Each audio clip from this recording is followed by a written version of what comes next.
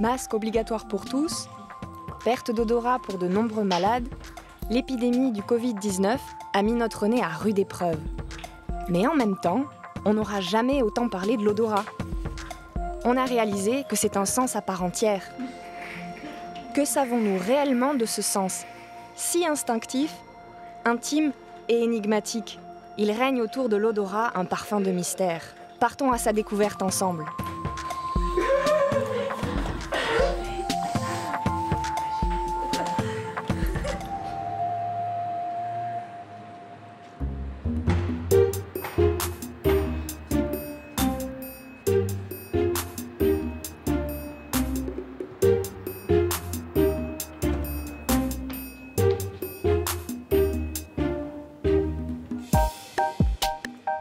Un nez, ce n'est pas seulement là pour faire joli.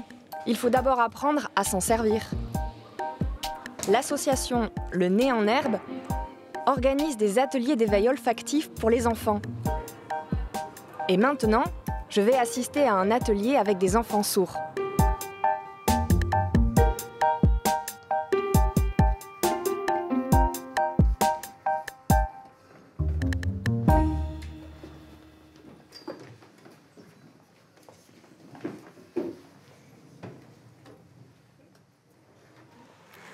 Alors, on va faire un petit jeu. C'est un peu comme un mémo olfactif. Je vous les pose là. C'est des boules à thé qui sont parfumées. Est-ce qu'il y en a qui se ressemblent? Est-ce qu'elles sont toutes pareilles ou pas pareilles?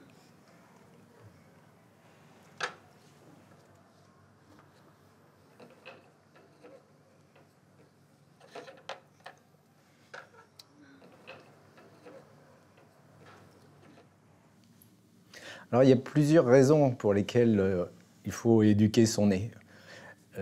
La première, c'est simplement se rendre compte qu'on a un organe qu'on a un petit peu oublié, qui fonctionne en permanence, parce qu'il fonctionne avec notre respiration. Donc, en fait, chaque fois qu'on change de lieu, chaque fois qu'on rencontre quelqu'un, eh ben, les odeurs, elles changent. Et ça, si on n'y fait pas attention, finalement, on perd un petit peu une dimension de notre vie. Non, ces deux-là sont les mêmes, et c'est celle-ci qui est différente. T'es sûr? Ressens encore ces deux-là pour voir. Ces deux-là, c'est les deux la lavande. Sens pour voir si t'es d'accord? Non. Les enfants, vous pouvez me dire qui a trouvé les deux boules qui sentaient la même chose? Les deux pareilles. Toutes les trois, toutes les quatre. D'accord. On peut exercer notre odorat. C'est ce que font les parfumeurs. Et tous les parfumeurs disent « Ah mais je ne suis pas particulièrement doué, mais j'ai beaucoup travaillé, je me suis beaucoup entraîné. » Et c'est vrai que c'est un entraînement très important. C'est-à-dire qu'il faut sentir tous les jours des dizaines, voire des centaines de produits odorants, et puis les mémoriser. Mais après, un parfumeur est capable d'imaginer une odeur sans la sentir, de composer un parfum sans avoir les ingrédients pour le faire, simplement parce qu'il a en tête une bibliothèque olfactive. Mais ça, c'est des capacités du cerveau que tout le monde peut avoir. C'est une question d'entraînement et de motivation.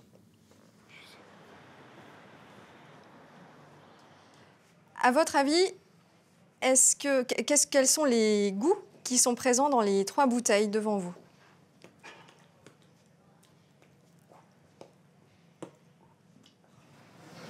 Alors, moi le jaune, ça me fait penser au citron. Le vert, c'est la menthe. Et le rouge, fraise. Alors, ananas pour le jaune, citron vert pour le vert et framboise pour le rouge. Alors, pour le jaune, je dirais c'est plutôt de l'huile. C'est l'image qui me vient en tout cas. Ça, c'est la menthe, le vert, et puis la fraise. C'est la première fois que j'ai un panel aussi large en termes de réponses. C'est super, bravo. Si vous n'aimez pas, on peut jeter.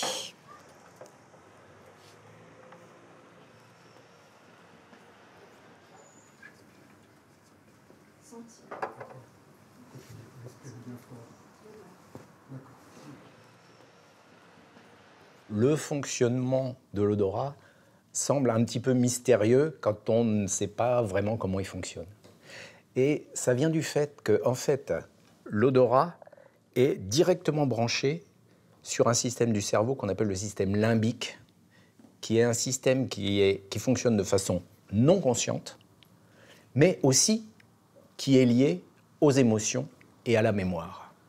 Donc, ce mystérieux pouvoir des odeurs, qui est de réveiller des émotions, de la mémoire, avant même qu'on a conscience qu'on sent quelque chose, eh bien, c'est là un petit peu le mystère de l'odorat. Le vert, peut-être que ça aurait un goût de noix, mais je ne suis pas sûr. Oui, la noix. Oui, moi je pense que c'est de l'amande. Au début, je pensais pistache, mais finalement, ils ont des couleurs différentes. Donc c'est vous-même qui avez mis une espèce de colorant et de manière à nous rendre la tâche difficile. Tout à fait, c'était l'expérience, bravo.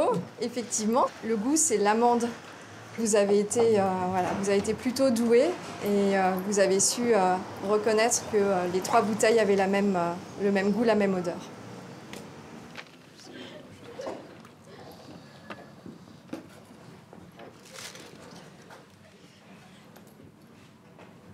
Vous êtes neurobiologiste de l'olfaction. Pourquoi avez-vous été attiré par l'odorat ? Eh bien, ça remonte à une trentaine d'années. En 1991, donc ça fait effectivement 30 ans, 2 Américains, Linda Buck et Richard Axel, ont publié un article disant qu'ils avaient découvert les récepteurs olfactifs. Alors, qu'est-ce que c'est des récepteurs ? C'est des molécules que nous fabriquons nous-mêmes. Et c'est une molécule, comme son nom l'indique, qui reçoit. C'est-à-dire que si un récepteur est une molécule comme ça, et puis qu'il y a une odeur qui se promène et qui vient juste s'ajuster au récepteur, eh bien, ça va générer, pour moi, une sensation odorante. Mais par contre, si j'ai un récepteur, mais une odeur qui ne s'adapte pas, je ne sentirai rien. Et puis inversement, si je n'ai pas le récepteur, mais que l'odeur est là, eh bien, je ne sentirai rien non plus. Vous avez lu cet article et vous avez foncé. Alors effectivement, il fallait foncer parce qu'on n'était pas les seuls. Je dirais que le monde entier, enfin tous les gens qui s'intéressaient à l'odorat se sont précipités après que ces récepteurs eurent été découverts. C'était vraiment la découverte qu'on attendait. D'ailleurs, ils ont reçu le prix Nobel en 2004 pour cette découverte. Donc ça veut dire que ce n'était pas rien. On connaissait les produits odorants qui se prennent dans l'air, on connaissait des réponses du cerveau ou des réponses de comportement à l'égard des odeurs, mais il nous manquait ce qu'on appelle l'interface, c'est-à-dire le système de capture des odorants pour transmettre le message au cerveau.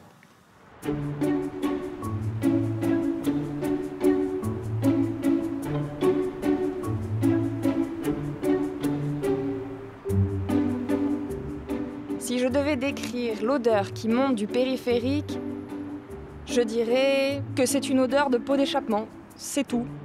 C'est vrai qu'une odeur, c'est dur à décrire. En tout cas, je sais une chose, c'est que j'ai pas envie de m'éterniser ici.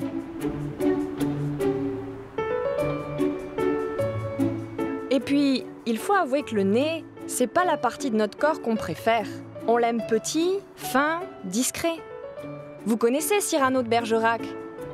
Il a toutes les vertus. Il est loyal, courageux, romantique, il a de l'esprit. Et tout ça est effacé par son vilain nez démesuré. D'ailleurs, le nez, il est en plein milieu du visage. C'est peut-être pour ça qu'on préfère éviter d'en parler.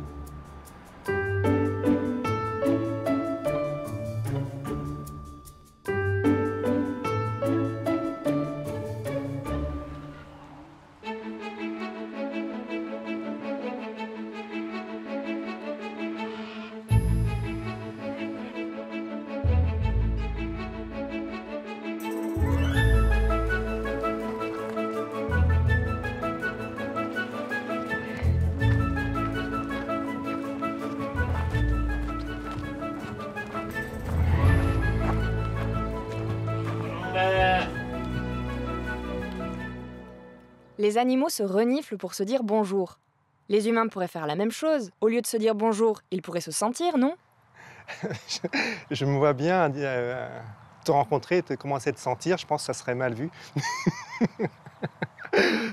Les animaux se disent bonjour, entre guillemets. Ils se sentent, mais en fait, ce n'est pas un simple bonjour. ils se sentent pour savoir quel est son stade sexuel, quel est son stade de stress, quel est son stade de dominance. Les chiens se sentent, comme tu les vois, ou les chèvres, ils se sentent pour savoir exactement quelle est sa photographie et sa carte d'identité à l'heure actuelle, en fait. Et donc, c'est avec l'urine, avec toutes les glandes qui sont sécrétées, tout ça sont autant d'informations qui permettent de dire à la personne que tu rencontres, l'animal que tu rencontres, s'il est agressif, s'il est en mode ouvert pour plus si affinité. Et ça veut dire donc que les animaux n'ont pas de filtre. Et c'est pour ça qu'ils sont authentiques. C'est pour ça qu'ils sont vraiment non pas dans l'apparence, dans l'apparat, dans le paraître, mais ils sont totalement eux-mêmes. Tu vois la petite là qui est en train de téter? Donc tu vois l'exemple d'un rôle très important de l'odorat sur le comportement maternel. La plupart des mammifères sécrètent une phéromone à partir de leur glande mammaire. Et cette phéromone va aider le nouveau-né à retrouver le chemin vers la tétine, en fait, vers la mamelle. Et donc ça, c'est valable pour tous les mammifères, bien sûr. Et aussi, on a découvert ça chez l'homme aussi.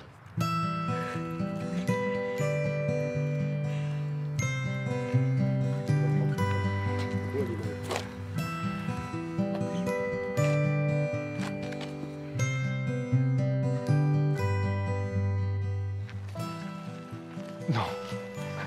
Ils crachent en fait lorsqu'ils sont stressés ou lorsqu'ils se sentent agressés. Alors que là, non, on y va juste pour leur dire bonjour et puis il n'y aura pas de souci.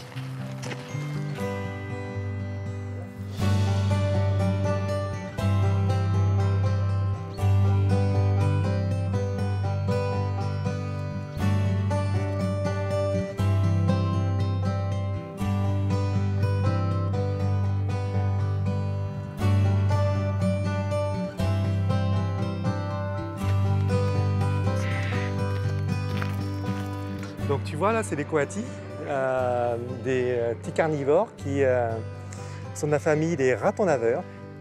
Et coati, en fait, ça vient d'une langue amérindienne qui signifie nez long. Mais en fait, c'est parce qu'ils ont un nez vraiment long et surtout, il est mobile ce nez.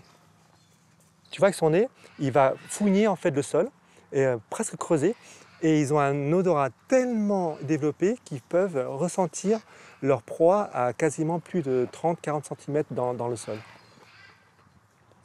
Pourquoi l'homme sous-estime à ce point l'odorat? C'est la première communication dans le monde animal, même dans la nature, que ce soit les animaux ou les plantes. Même les cellules, elles communiquent d'abord d'un point de vue chimique. Donc l'odorat est vraiment l'origine des sens qu'on peut connaître à l'heure actuelle. C'est pour ça qu'il est omniprésent.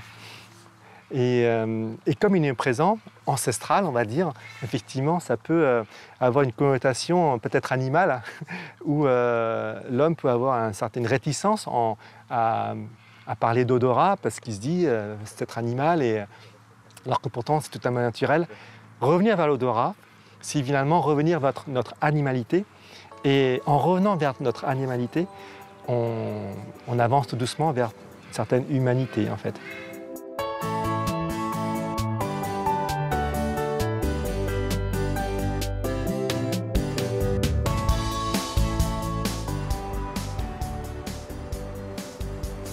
J'attends mon amie d'enfance, Léa. Elle est sourde et anosmique. Quoi? Être anosmique, c'est ne pas avoir d'odorat. Et bizarrement, c'est un mot qu'on emploie rarement. Alors que les anosmiques représentent 5% de la population, soit 3 millions de Français. Et depuis le Covid, sans doute bien plus.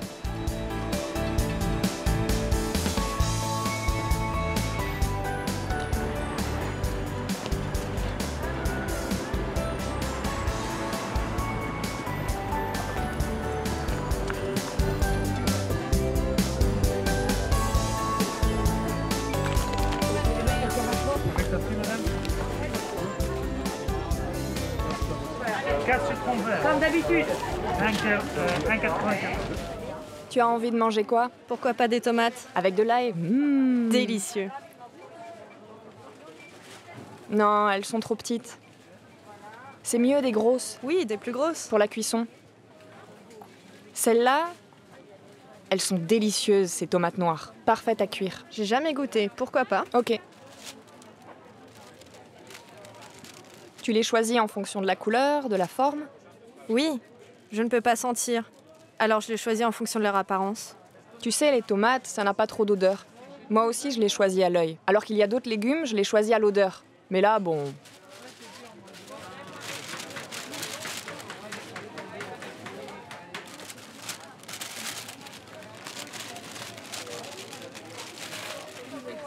Tu sais, l'odeur et le goût, c'est lié. Alors, comme je suis anosmique, je n'ai pas un goût très développé. Donc j'ai besoin de temps. J'ai besoin de goûter plusieurs fois pour percevoir les saveurs. C'est long, il me faut du temps.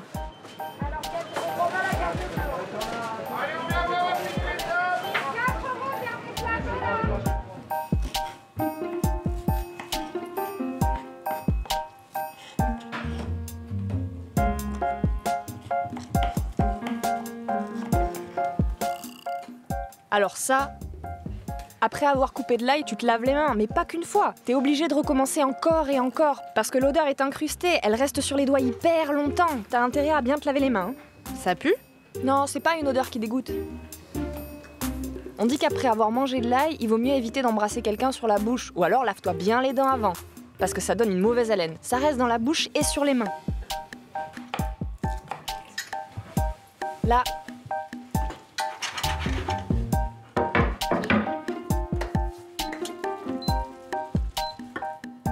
Tu te rappelles, à la kermesse de l'école, on avait fait un jeu, les yeux bandés. On devait sentir des petites fioles et deviner l'odeur et le goût. Tu te souviens, vous? Vous réagissiez et moi, ça m'évoquait rien. Je ne donnais pas de réponse. En fait, je ne réalisais pas que je sentais rien. C'était comme ça. Et puis, il y a aussi la fois où on était dans une ferme en famille. Tout le monde disait que ça sentait très fort la vache, que ça puait. Et moi, je disais « Ah bon, ça sent fort ?» Bizarre, je sens rien. C'est plus tard qu'on a trouvé ce que j'avais, suite à un problème lié à mes règles. J'ai consulté des médecins qui m'ont fait faire une IRM. J'ai vu un généticien et ils m'ont détecté une anomalie, à savoir que je n'avais pas de bulbe olfactif. J'ai fait des analyses de sang et on m'a annoncé que j'avais le syndrome de Kallmann. D'où mon anosmie. J'étais sous le choc de l'apprendre si tard. Je suis née comme ça et j'ai grandi tout ce temps sans le savoir. On est mal informé sur l'anosmie. Alors qu'on fait du dépistage de la surdité une priorité, on ne fait rien sur l'anosmie. Et s'il y avait une solution pour retrouver l'odorat, tu serais partante? Moi, partante? Bah non, parce que j'ai grandi comme ça. Par exemple, je suis née sourde. Mais est-ce que j'ai envie de devenir entendante? Non, ça fait partie de moi. C'est comme quelqu'un qui naît aveugle, ça fait partie de lui. Moi, je ne sens pas, mais je vis avec ça. Je l'ai complètement intégré. Ça serait intrusif et ça me perturberait, j'en suis sûre. Si c'était un problème vital, un vrai besoin, d'accord. Mais ce n'est pas le cas. Je mène une vie normale. Avec l'épidémie de Covid, les gens ont pris conscience de l'importance de ce sens. J'ai lu plein de témoignages de gens qui craquent parce qu'ils ont perdu l'odorat. Et du coup, ils ont aussi perdu leurs repères. Ça les met en panique. Oui, j'ai vu ça. Les gens qui perdent l'odorat n'ont plus de repères. Ils sont paumés. Pour eux, c'est grave. Mais pour moi, pour ceux qui sont nés comme ça, on vit avec. Et on pourrait leur apporter notre soutien. Ce qui leur arrive va peut-être permettre de faire avancer notre cause. De faire parler de l'anosmie. L'intérêt, c'est qu'on peut y gagner en visibilité.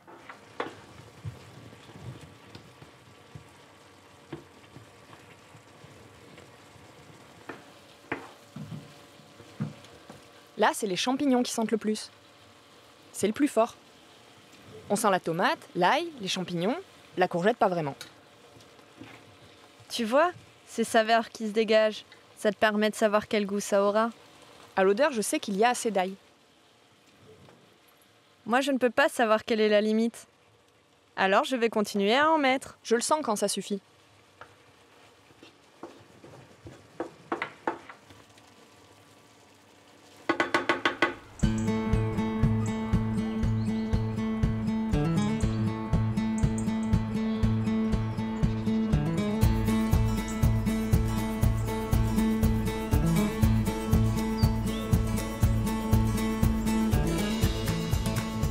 les odeurs sont surprenantes. Parfois, elles procurent des sensations qui nous envahissent sans qu'on puisse les contrôler. On sent, mais surtout on ressent. D'ailleurs, on utilise les odeurs à l'hôpital pour aider les patients qui ont perdu la mémoire. Et aussi dans les prisons, pour soulager l'angoisse liée à l'enfermement. Sentir des odeurs du monde extérieur rassure. Et puis, il y a un autre endroit étonnant où on utilise les odeurs, au théâtre.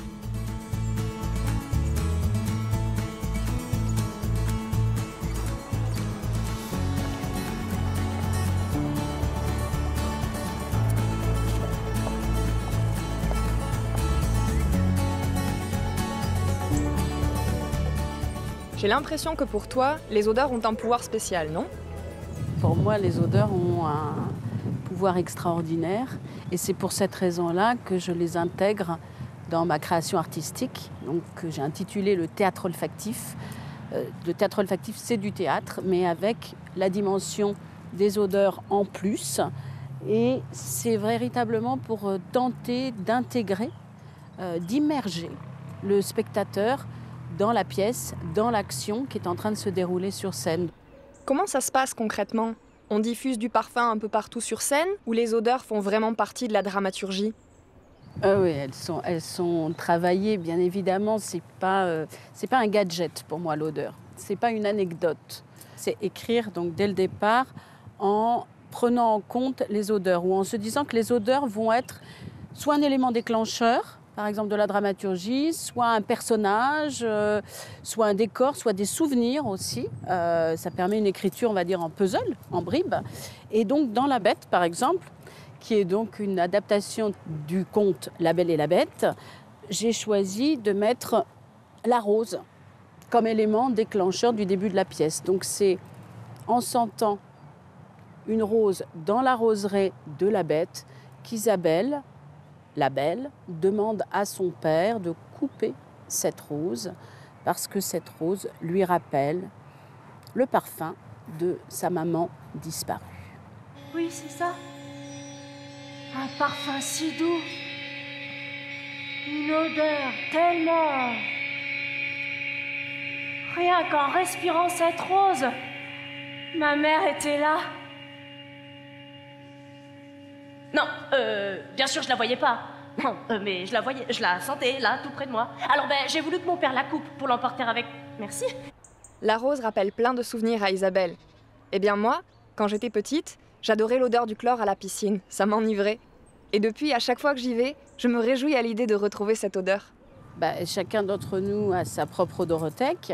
Et dans cette odorothèque, on a des odeurs agréables, désagréables, des odeurs qui se rapportent à notre histoire, à notre culture, à la façon dont on a grandi, aux lieux, aux communautés dans lesquelles on a grandi et surtout aux souvenirs.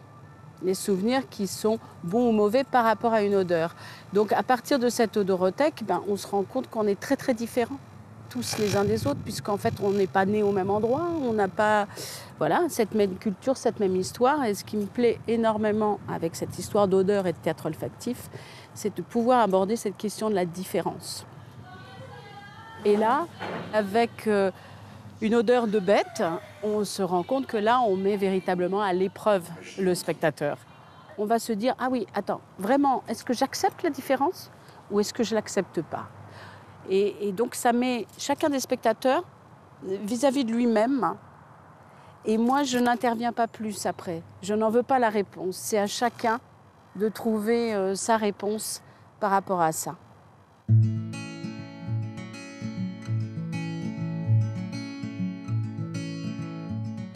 Alors, vous voyez, l'odorat, c'est un sens magique. Il a le pouvoir de nous faire voyager loin dans nos souvenirs et nos émotions. Une odeur de madeleine.